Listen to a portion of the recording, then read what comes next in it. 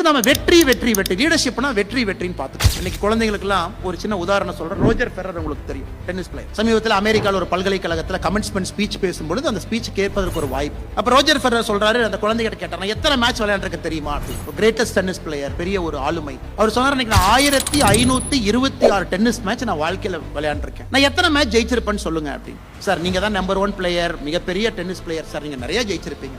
Roger Federer சொன்னார், உண்மைதான், நான் இன்னைக்கு 82% நான் விளையாண்டதை ஜெயிச்சிருக்கேன். அப்படின்னா 1526 மேட்ச்ல 1251 மேட்ச் நான் ஜெயிச்சிட்டேன். அப்படின்னா 82% வின் ரேஷியோ. அடுத்து ஃபெடரர் சொன்னது ஆச்சரியம், எத்தனை பாயிண்ட் நான் ஜெயிச்சிருப்பேன்னு சொல்லுங்க அப்படின்னா. இப்ப டென்னிஸ்னா நமக்கு தெரியும், சர்வ் போடுவாங்க 15, 30, 40, அப்புறம் அட்வான்டேஜ், அப்புறம் பாயிண்டா வரும். எத்தனை பாயிண்ட் ஜெயிச்சிருப்பேன்னு சொல்லுங்க. எல்லாருமே சார் 82% மேட்ச் ஜெயிச்சிருக்கீங்கன்னா 82% பாயிண்ட் ஜெயிச்சிருப்பீங்க. ரோஜர் ஃபெடரர் சொன்னாரு, நான் மொத்தமா லைஃப்ல டோட்டல் பாயிண்ட் ஜெயிச்சது 54% தான். only 54% points have won, 56% points have lost.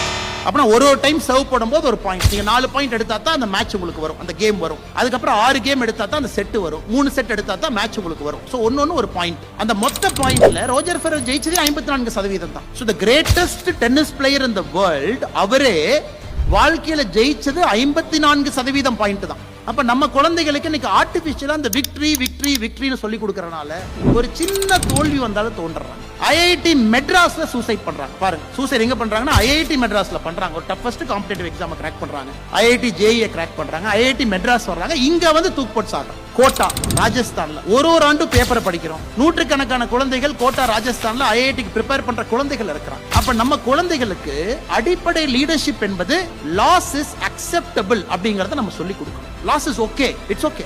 Victory இருக்கும், தோல்வி இருக்கும், ரெண்டுமே ஈவென்ட் தான். Victory is also an event, losing is also an event. அந்த ரெண்டு ஈவென்ட்ல என்ன கத்துக்கிறீங்க அப்படிங்கறத லீடர்ஷிப்போ தவிர ஜெயிக்கிறது லீடர்ஷிப் இல்ல அப்படின்னு நம்ம குழந்தைக்கு சொல்லி கொடுக்கணும்.